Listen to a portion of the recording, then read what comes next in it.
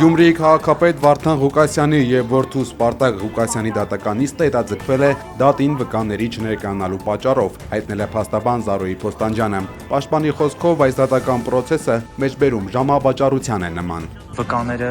ովքեր պետք է ցուցմունք տային Վարդան Ղուկասյանի դեմ։ Իհարկե, բայց վկաներին ինչ են հավաքել, իրենք են հավաքել այս վկաներին։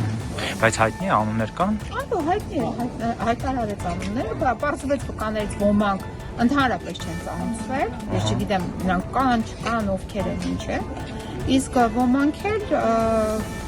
ծանոթվել են, բայց չեն եկել։ Դատարանը որոշեց հարկադրանքի միջոց կիրառել վերման ենթարկելու վերաբերյալ այդ վկաներին։ Ես որևիցե բանի Շիրակի թեմի առաջնորդ Միքայել arczepiskopos Աջապահյանը ոչ թե այսօր, այլ վաղը քրեակատարողական հիմնարկից կտեղափոխվի Իզմիրյան բժշկական կենտրոն։ Նախատեսված էր, որ Սրբազանին այսօր կտեղափոխեն բժշկական կենտրոն հետազոտությունների, ապա վիրահատման, սակայն հիվանդանոց տեղափոխությունը հետաձգվել է դատական նիստի պատճառով։ Պաշտպան Մարինե Ֆարմանյանի խոսքով վերաքննիչ քրեական դատարանում այսօր կքննարկվի Սրբազանի դեմ կիրառված պատժի սահմանաչափը բարձրացնելու եւ պատիժը խստացնելու հարցը։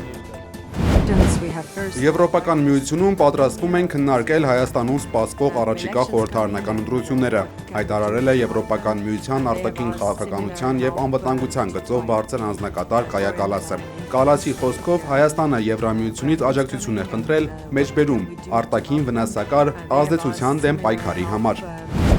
Բողոքներ ենք ստանում, որ տրանսպորտում վճարելուց հիմնականում խուսափում են երիտասարդները, գործակարգավարական նիստում հայտարարել է Տիգրան Ավինյանը։ Քաղաքապետն ընդգծել է, որ կա հանրային պահանջ խստացնելու վերահսկողությունը տրանսպորտում։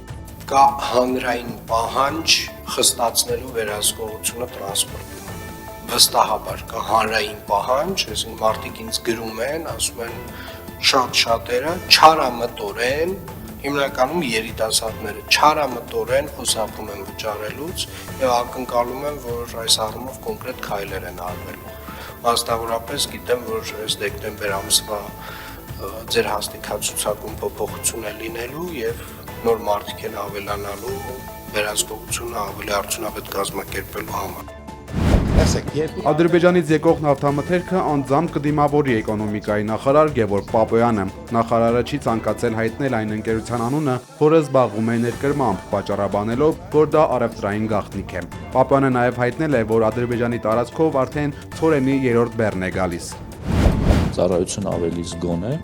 Պաշտպանության նախարար Սուրեն Պապիկյանը չի կարծում, որ հիմա սահմանին լարվածության մասին մտահոգություն կարող է լինել։ Սահմանին շատ հանգիստ է, պատրաստվում են կամանորին։ Այո, տոնական օրերին բնականաբար ծառայությունն ավելի զգոն է, նշել է նա։ Նախարարի խոսքով հաշվի առնելով եղանակային պայմանները, բուքն ու քամին, հիմա զինված ուժերն արդեն խնդիրներով է մտահոգված։ Եթե Երևանում կամ մեր մարզերում կամ հարակից մարզերում ձյուն չկա, ապա բարձրադիր հատվածներում կա ձյուն։ Մենք մինչև 3500 մետր բարձրության դիրքեր ունենք, հաշվի առեք, որ այնտեղ ձյունը հալվում է միայն ամռանը եւ արդեն հոկտեմբերից կարող է նաեւ ձյան շերտ այնտեղ տեսանելի լինել։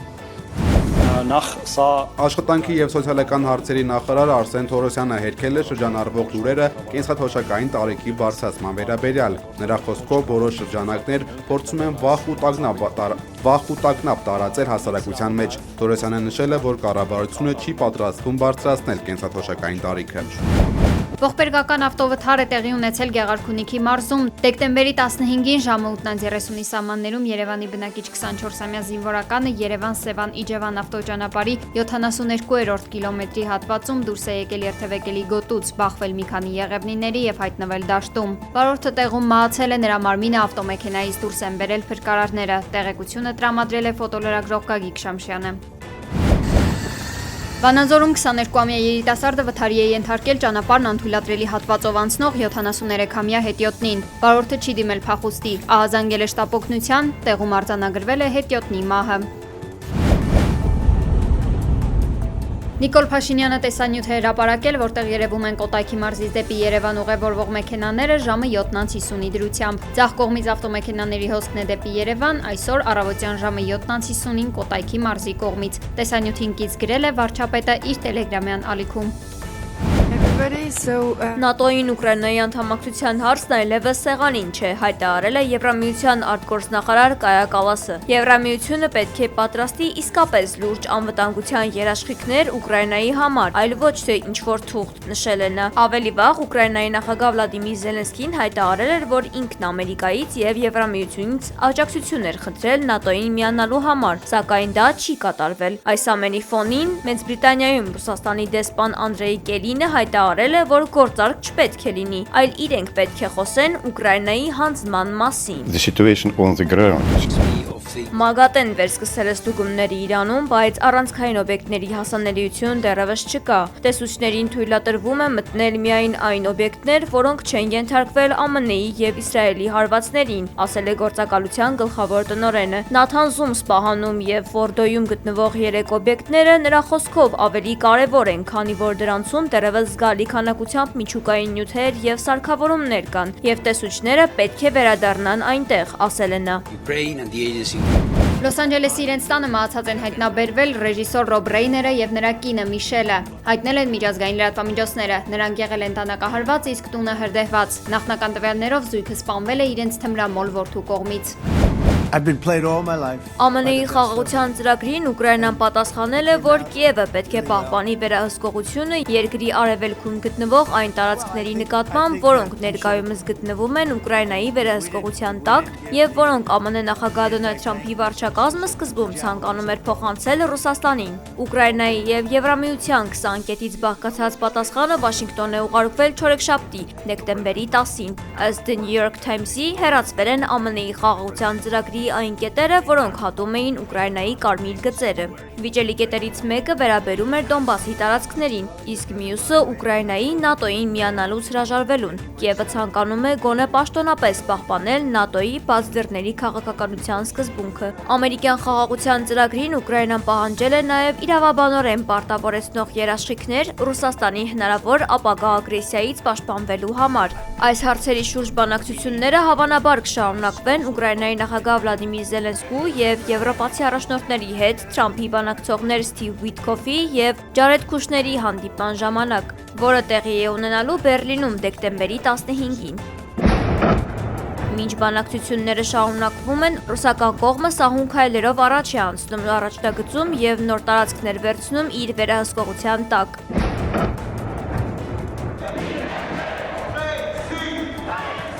Այս ամենի ֆոնին Ֆրանսիայում զանգվածային բողոքի երթ է իրականացվել։ Մասնակիցները կոչ են արել դադարեցնել ռազմական էսկալացիան եւ արտասահմանի ներգրավվածությունը ուկրաինական հակամարտության մեջ։ Նրանք պաստառներ են պահել, որտեղ գրված է եղել «Դադարեցրեք ՆԱՏՕ-ի պատերազմը, Մակրոն, մենք չենք մեռնի Ուկրաինայի համար»։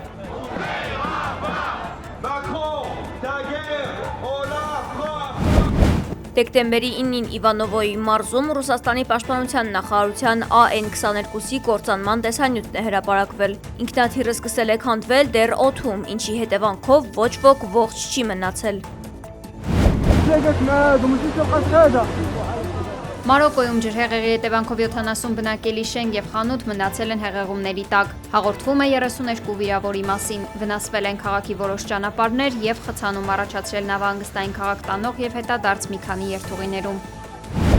53 տարվա մեջ առաջին անգամ Ճապոնիան կզրկվի կենդանաբանական այգիներում գտնվող պանդաներից Չինաստանի հետ հարաբերությունների սառեցման պատճառով։ Երկվորյակ պանդաները Սյաոսյաուն եւ Լեյլեյը Չինաստան կվերադառնան հունվարի վերջին։ Ըստ Տոկիոյի եւ Պեկինի միջև կնքված համաձայնագրի կենդանիներին վարձակալության ժամկետը սպառվել է։ Նրանց մեկնելուց հետո Ճապոնիայում ոչ մի պանդա չի մնա։